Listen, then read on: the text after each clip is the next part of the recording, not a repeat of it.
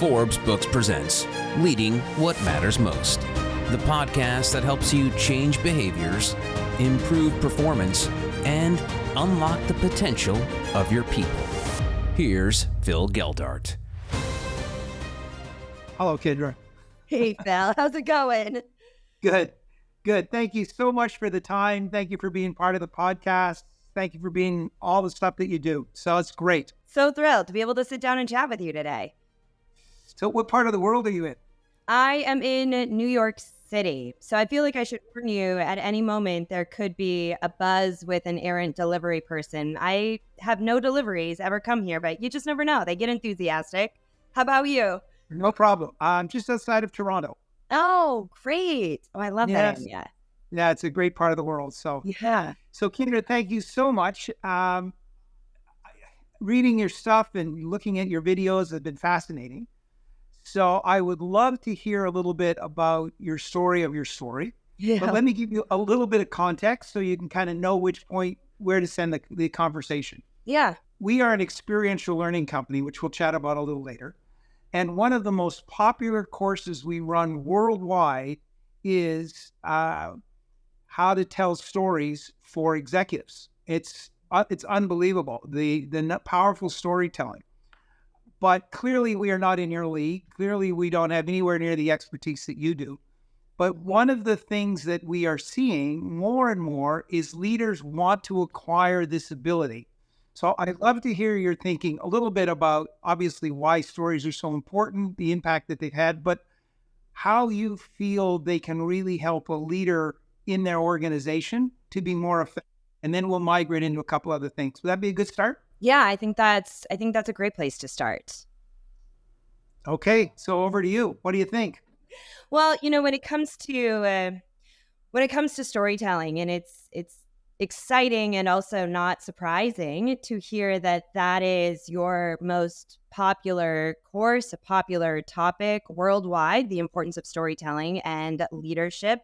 And that's, the ultimate bottom line is that humans, whether you're a leader or not, are born storytellers. This is part of our DNA. This is simply how we are biologically designed. And researchers have tested this. They've looked back through the millennia to see what really gave humans their ultimate edge over any other species. And they say even to skip entire evolutionary barriers was our ability to be able to tell stories to each other, to be able to talk about things that weren't sitting right there in front of us, to talk about ideas and missions and to motivate people and to bring people together, to know who to trust, to know who to build connections with. All of that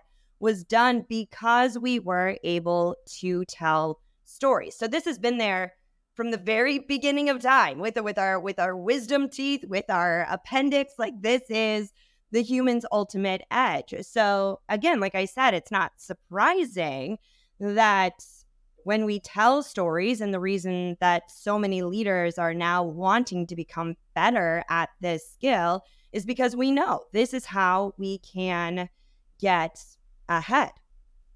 So help me understand why it is that it's so difficult for people. I mean, it would seem to me that it would be something that's natural, but clearly it's not, because they need people like you to guide them into being more effective. But why is it difficult, or why would a leader, do you think, feel that, well, it's not natural, it's not something that comes easily to me?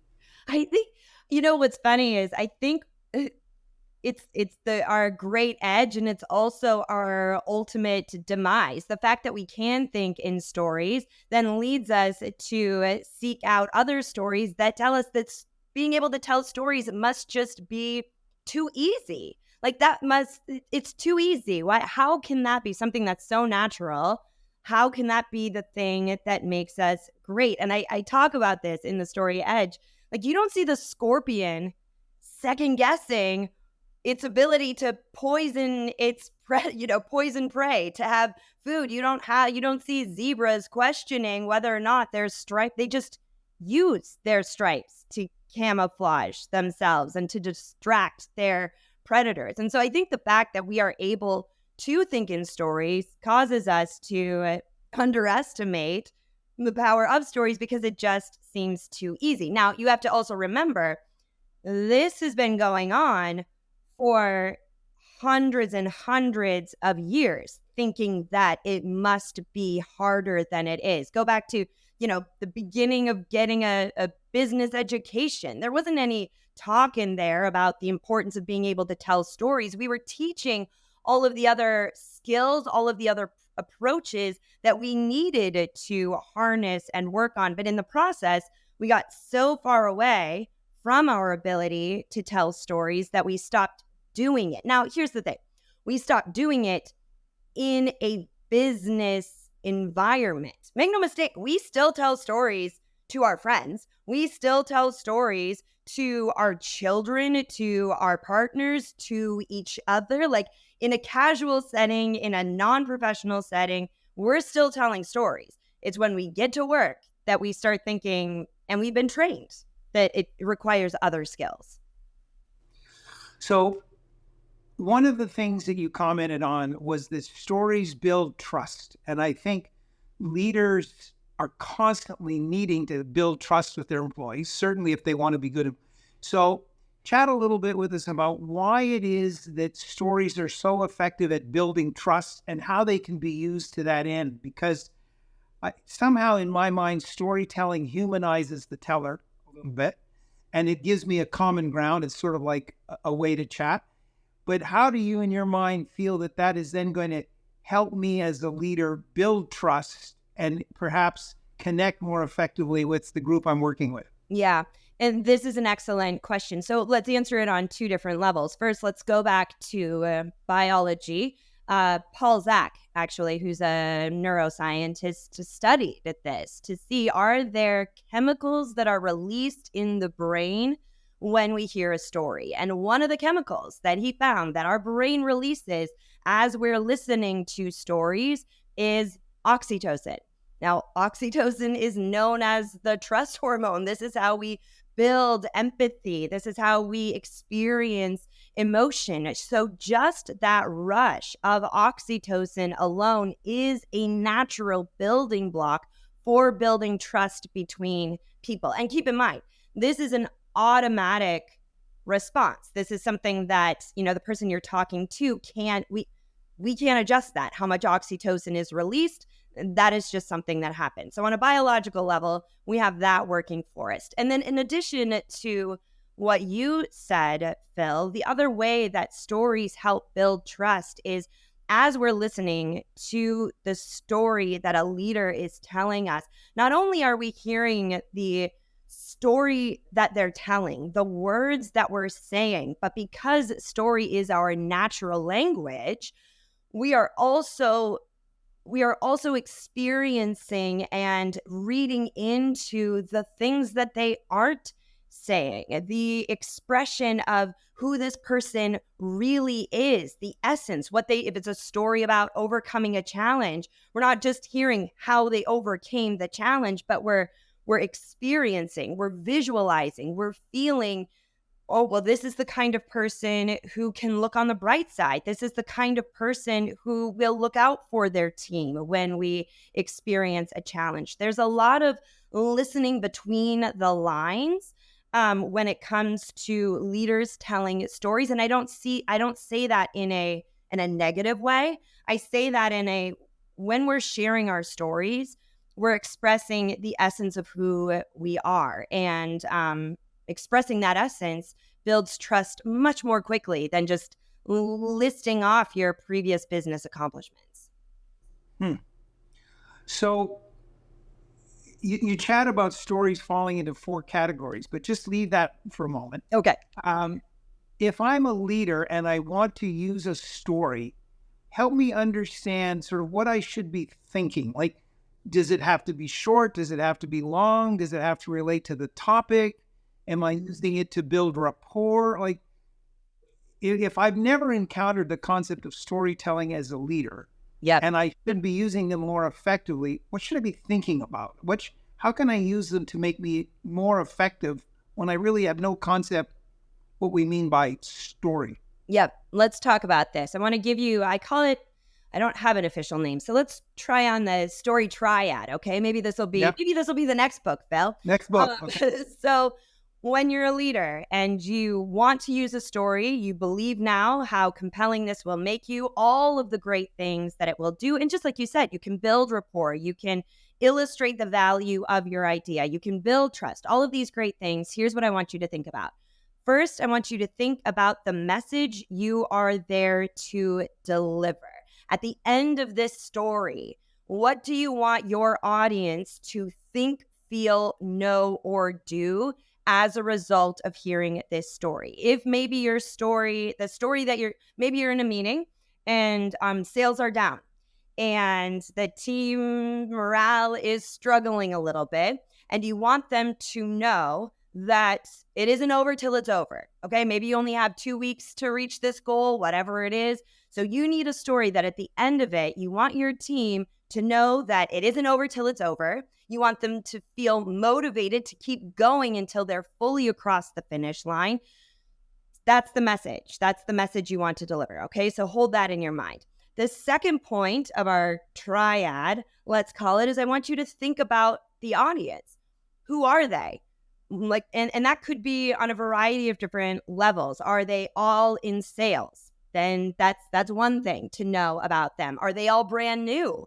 Are they all really experienced? What do they think about you? Maybe you're a new leader, and so you're threading an interesting needle there. Maybe you're an established leader and you've never encountered a barrier like this before. Who is the audience and what is your relationship to them? What's keeping them up at night? What are your barriers to getting through to this audience? All right. So once you have those two things, now it's time to find a story that is the third point of the triad that brings it all together. So if you're trying to tell a story that builds morale, you're thinking about your audience over here. They've already been working really hard. They're really tired. They've been pushing towards this goal. They're discouraged. Now and maybe they do trust you. Let's say that you've been through a lot of things. Now what you need to do is find a story that satisfies, that meets in the middle of those 2 points. So here's what I would recommend. You have a couple of options. You can, and I'll divide it into two. You can think about a story from your professional experience. When was a time that you've faced this struggle before? Maybe as a leader, or maybe when you were in their position, you were a member of a team and there was a big goal and you were pushing towards that goal and you were all exhausted. You could think about that in a professional sense. You can also tell a story from your personal experience. Maybe you played sports and you were up against the big guys, this was the final inning of the playoff or whatever it is, and you had to make the play in order to make it work. You could tell that story. Okay, so that's the first place to start. And we haven't even gotten into what it takes to tell a great story, but essential for leaders above anything is to remember that the story needs to illustrate your message. It needs to be relevant to your audience. Then if you have those two things covered, how long it is or how short it is, none of that matters as much, because if you've matched the message to your audience and you're telling a story, you're buying more time. Okay, they'll listen to the story if it's clear why you're telling it to them. And one other thing I would recommend is give yourself a couple of minutes to look into this, okay? And by a couple of minutes, I mean, if you know you have an important meeting coming up in 2 days, instead of just going over your notes and the data that you're going to share and the points that you're going to make, take some time thinking about what story you could tell, because ultimately, if you tell a story, that's the thing that they're going to remember. Yeah, no question. Okay, amazing, fantastic. Let me repeat back what I think you said, because something has been in the back of my mind, which I think you just addressed. So in the back of my mind is, if you say to someone, tell a story, forgetting if you don't have your background for a moment, you think, oh, well, as a kid, I told stories, or as a parent, I tell stories to my children. So the concept of story carries with it the lack of power that it can have. Just our sort of socio background, the way in which we've been brought up. But what you just said was, if you think of that kind of the storyteller's triad, the issue is less about the story and more about the point you want to make. So when you said the example, this is going to be a really tough time and we're about to tackle it, let me tell you a story. It illustrates the point and raises the concept of story to a much more powerful level. So I think, if I understand correctly, your triad is very powerful because it says it's not about the story. It's about what you want to leave them with, and the story is the best way to get there. Now, to have the impact, it's got to be relevant to the audience. Don't tell helicopter pilots a story about sales. Yeah.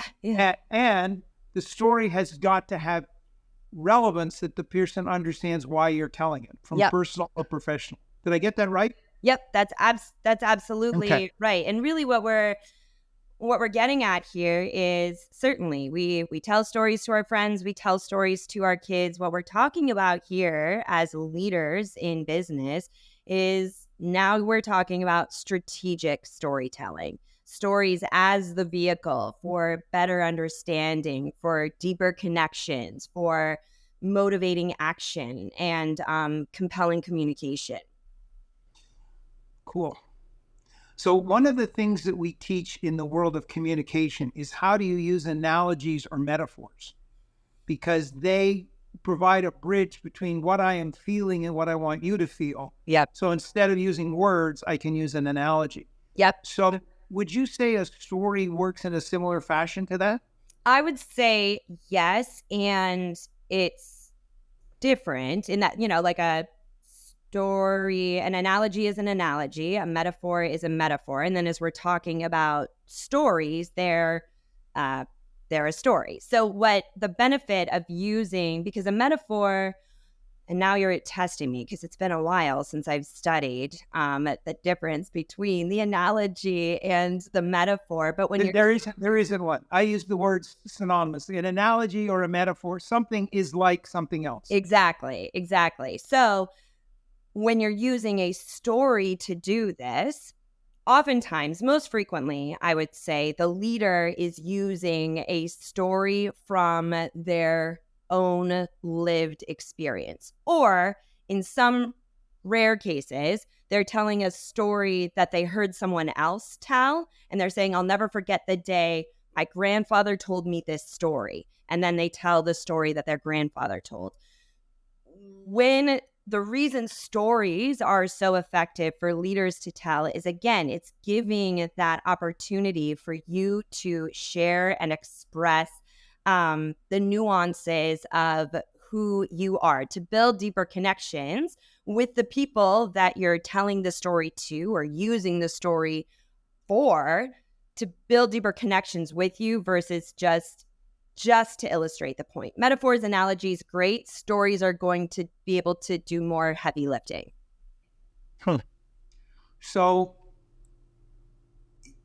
do you feel it is more impactful to draw on stories that have a personal connection, or just stories? I remember, and I don't even remember the full detail, but to your point, I remember the story. But I think it was Julius Caesar, in one of his attacks, he had the soldiers burn the boats so that they couldn't retreat. Right.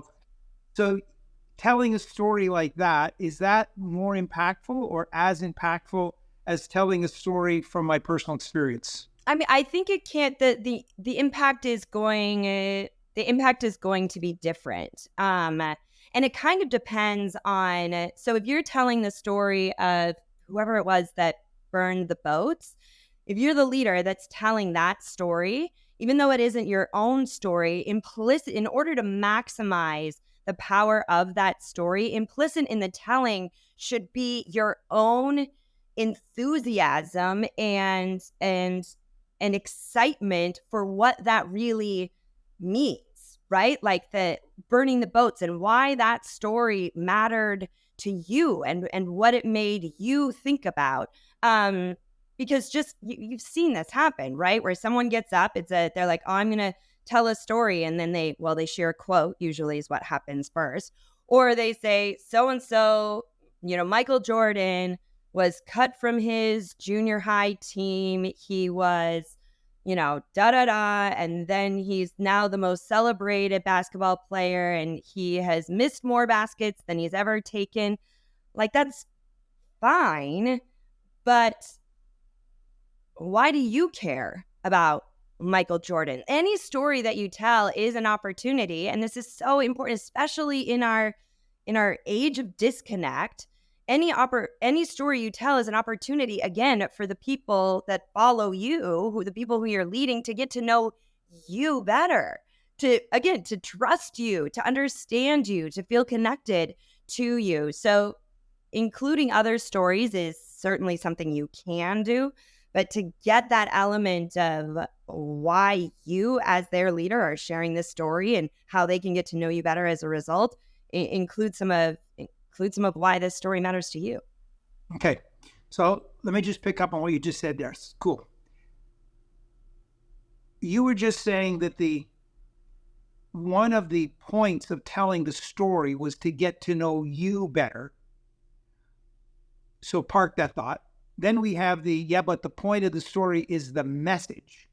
So I've selected a story that sends my message, but it also get to know you better. It is the connector between that, the why I am telling you this story. In other words, here's the story, the message behind the story, but let me tell you why I've chosen it. I'm trying to help.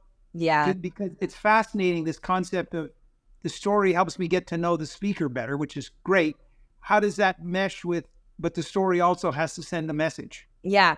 This is you're getting into, this is like advanced stuff, Phil. And so I like it. So I would call this a story within a story. So to tell a story about, like a historical story, or, you could tell a folk tale if you wanted to. Like, there are some compelling stories that teach valuable lessons that have been told through generations in all different cultures. And you can tell that story just as it is, as if it illustrates the message, just as you said. Certainly. What I'm saying is, as a leader, build a layer like kind of around it. So say, I remember when I was 5 years old and my grandmother told me the story of the frog and the scorpion. I don't know why I keep talking about scorpions. Here we are today. Like, that's what we're talking about today, apparently. And then you can tell the story of that, but like adding that layer of why this story as a leader matters to you, why this illustrates that message, you're going to get more bang for your buck. You're going to be able to illustrate the message and give them a little bit of a taste of who you are. Great. If we come back to your storyteller's triad for a moment, it's almost like you got to put you in the middle. Your personality has to shine through each of those 3 points. It's not just go tell a story to make a point. It's also to reveal who you are and how you feel about the issue.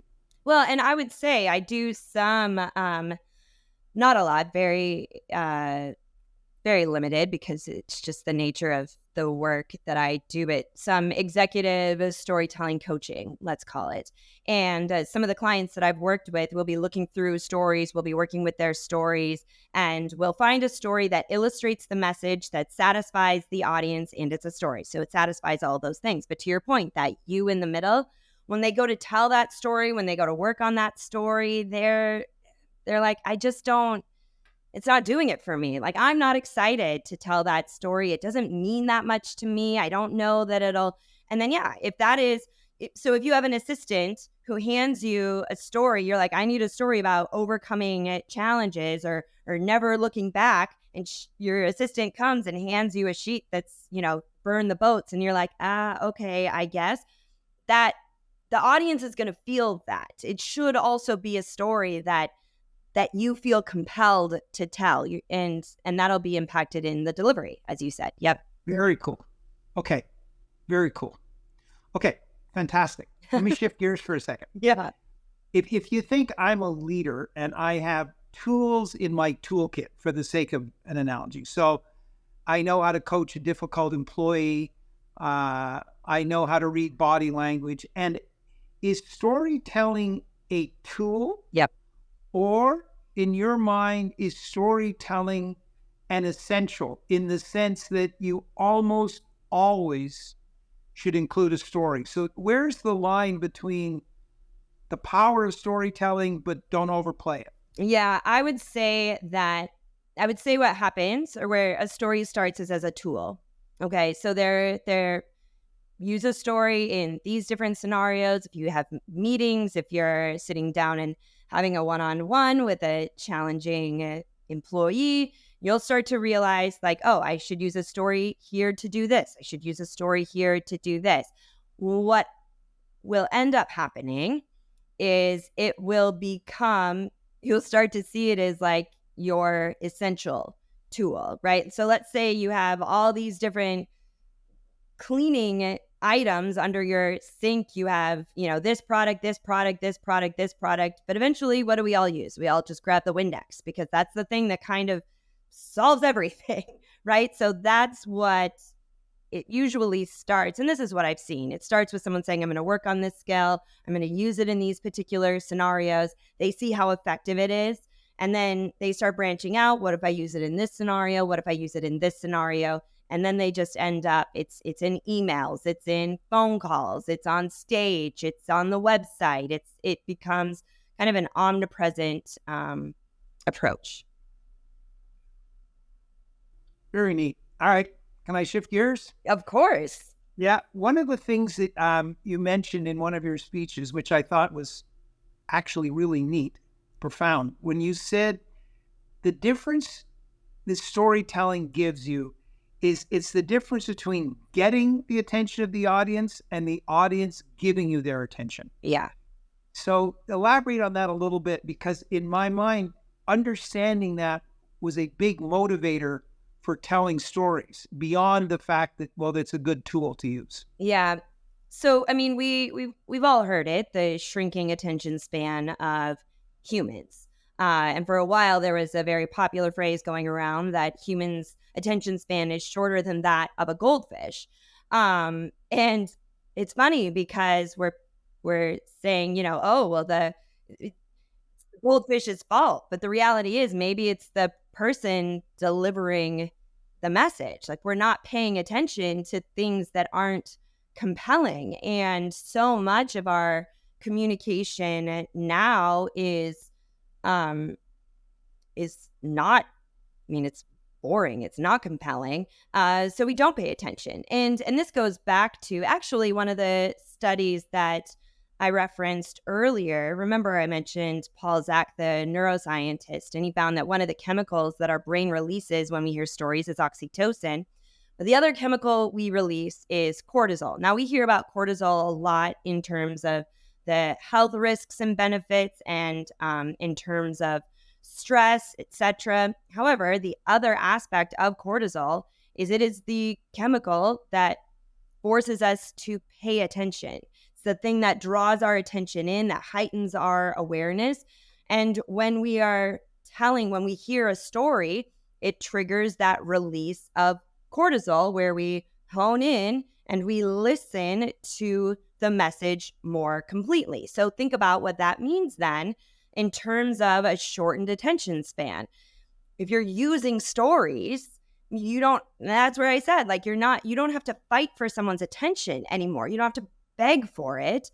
If you're telling a true story, an actual story, let's use that phrase instead, you are triggering a biological chemical response in the brain that makes them pay more attention. And we've all had that experience before, whether it's reading different articles on our phone, whether it's, maybe we're in the car, we're listening to the radio and we hear the beginning of a story, but then we have to turn it off and get out. How many times have you had that happen where you sit in your car longer?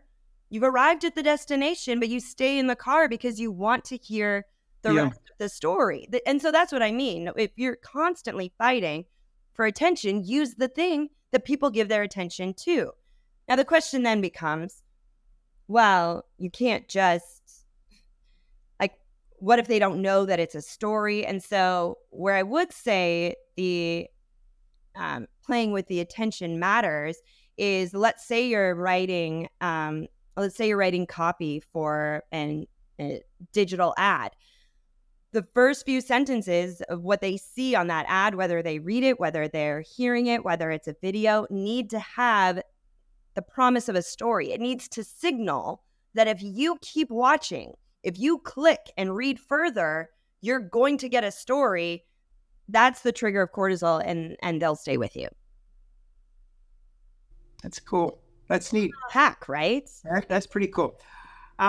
Would you say that it would make a difference depending on the level I'm at in an organization? If I'm an executive, a manager, a frontline supervisor in a warehouse, the way in which I approach stories or think about them? Yeah.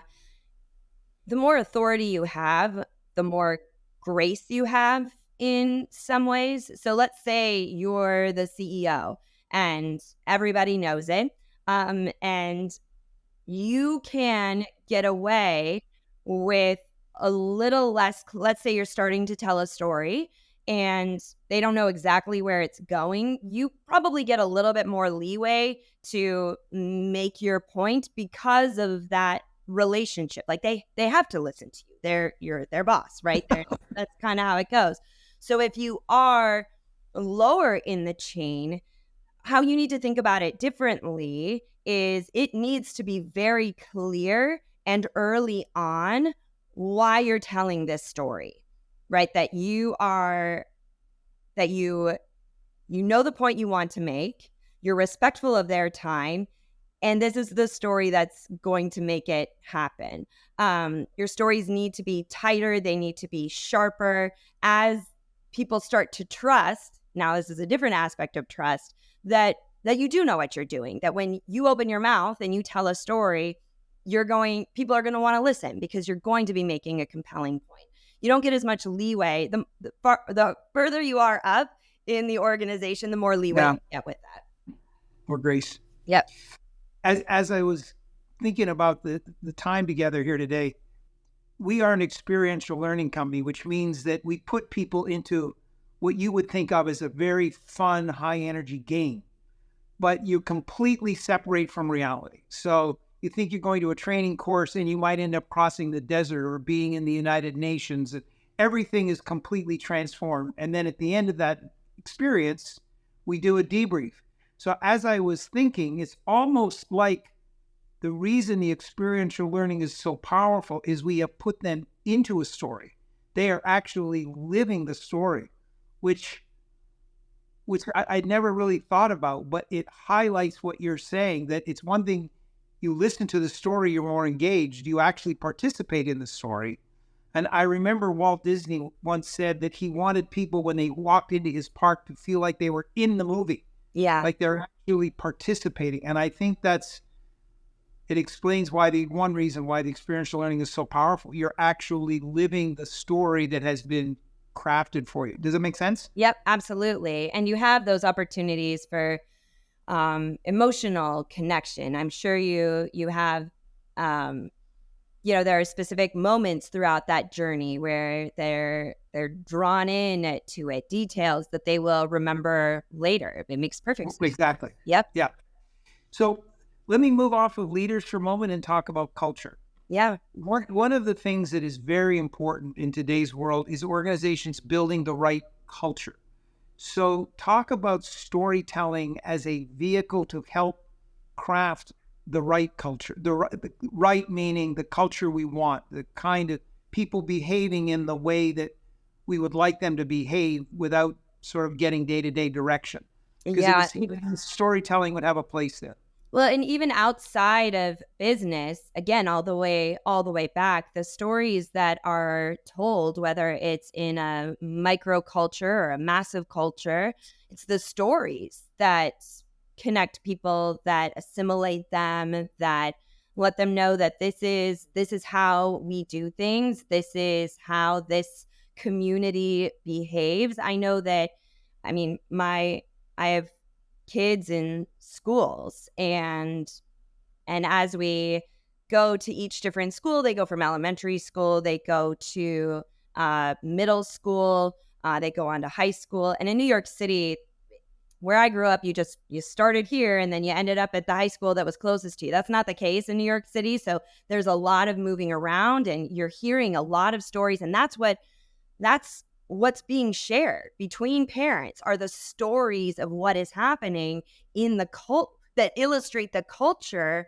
of each of these different schools. So this is, I mean, any culture is built on the stories that are and are not told. So as you're looking to indoctrinate, build and then bring people in so that they quickly understand what that culture is, the faster they'll be able to understand and really feel it is through the stories that are told. So a few ways that this can be done is to make sure that, I mean, and there are touch points now with organizations long before a person ever actually walks through the doors of your building, right? So what are the stories that you can share on your website, on your social media platforms, that illustrate the values that matter to you? I'm sure anyone listening here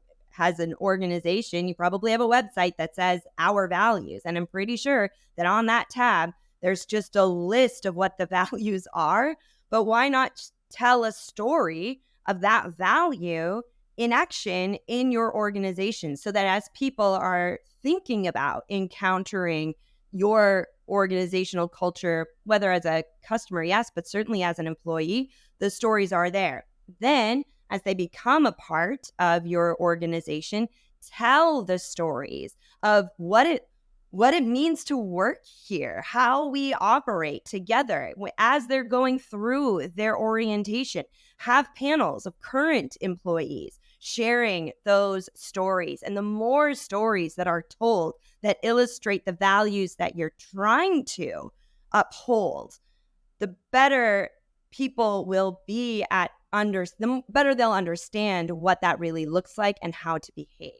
Now, the other side of this, of course, is certainly we all have ideal cultures. We have values we want to uphold, and sometimes we don't always hit the mark. So this is where there's another opportunity when it comes to culture, and this falls back on the leaders, since we were just talking about leadership, is to keep an ear out for what are the stories that are being told that maybe are not in line with your cultural values, and don't hide from them, because those stories will be told whether you want them to be or not, right? So pretending they're not there or acting like they're not a big deal isn't going to help. The stories have a life of their own in that way. Instead, to figure out what those stories are, where they came from, and then you have an opportunity for discussion of, okay, what changes can we make so that these stories don't happen anymore, and we can continue building the stories that are true to the culture that we want to express. So the idea of telling stories to illustrate values on the website is very powerful, because the story illustrates the value as opposed to just stating the value.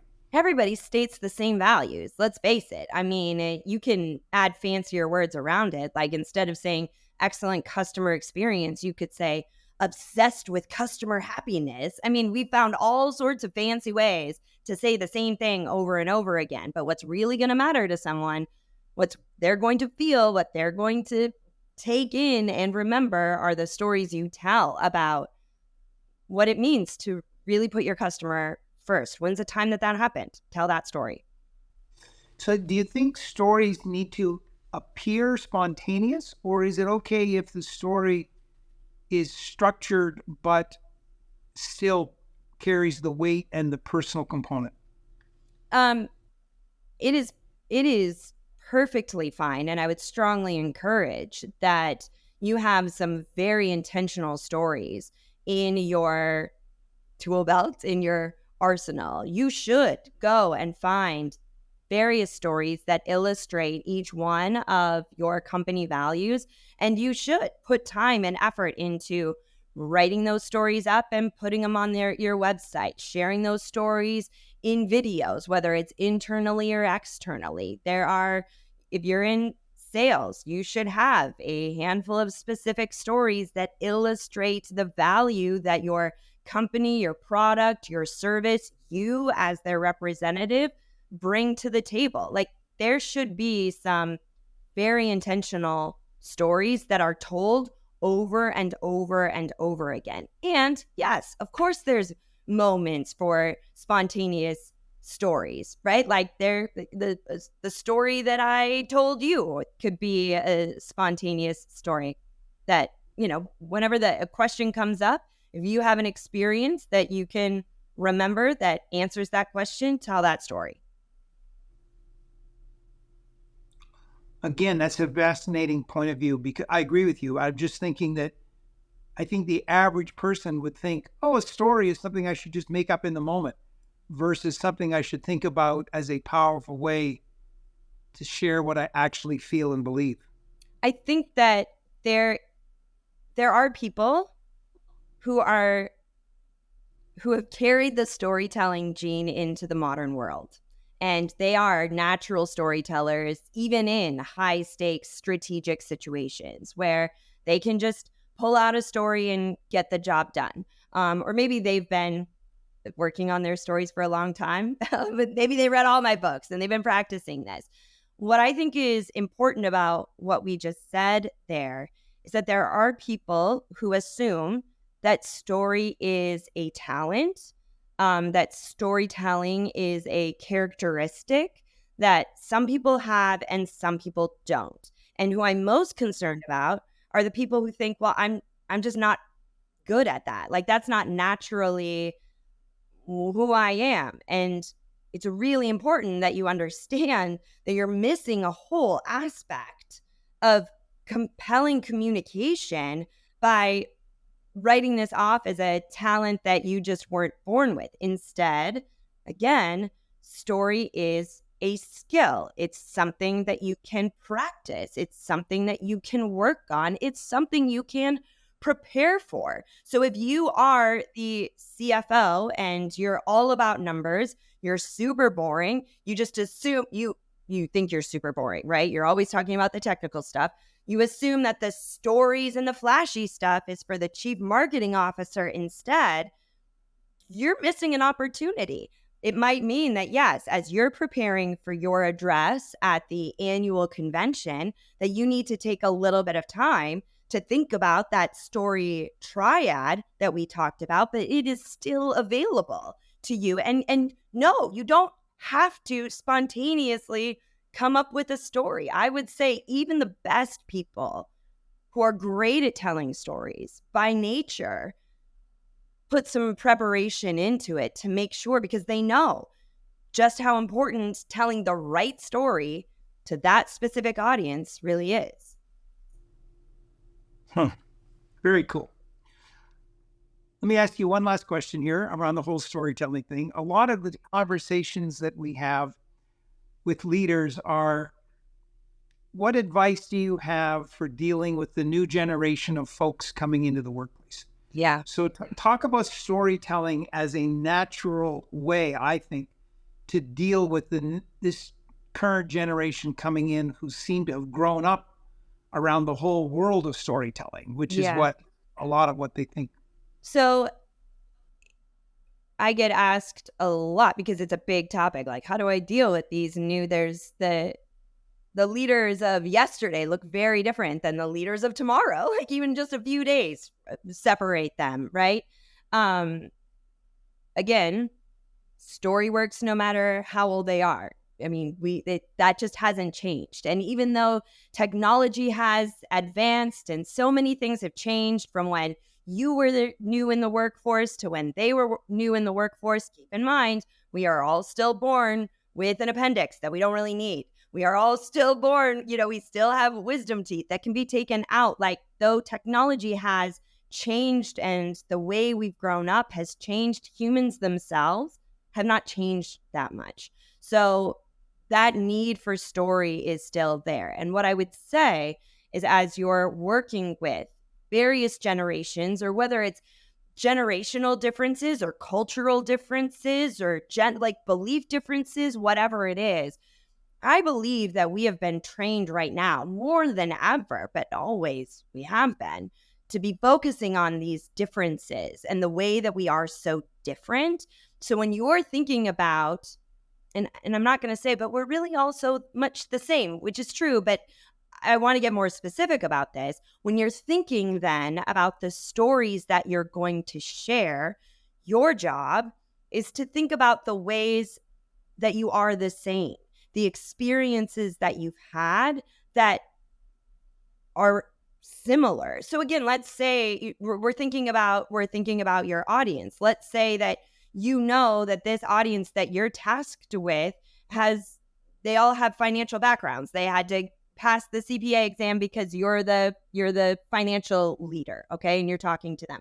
You can tell stories about how hard it is to, the grueling process of going through your entire financial education. There are stories that are similar there, no matter how different you are in your ages. And even the differences in those stories become entertaining. They become a point of connection instead of a point of divide. Or let's say that you're talking to the whole organization, so you don't have maybe role differentiators. That's when you can go all the way back to the various experiences that we've had. So maybe you tell a story about your first day of work, because here they're having their first day of work. Maybe you tell a story about, again, sports. Lots of people have played sports, and if they haven't played sports, the whole sports motif, the sports genre, they've seen one of the movies, right? So think about the things that you have in common, the experiences that regardless of generations you've had, the people that have been in their lives, the wacky teachers, the whatever it is, and focus your stories there and focus on telling those stories instead of focusing on how different you are and trying to explain how different you are. I think it's better to show actually we're a lot alike, to at least start there. Very cool. Kindra, you have been a fountain of wisdom. It's been great chatting with you, and I really appreciate that. Yeah. I think the topic is critical because communication in today's world becomes so important, and people need ways to communicate more effectively. Yep. So, well, I appreciate you, Phil. Those are some great questions I haven't been asked before. So I appreciate all the thought that you put into it. I love this conversation. No problem.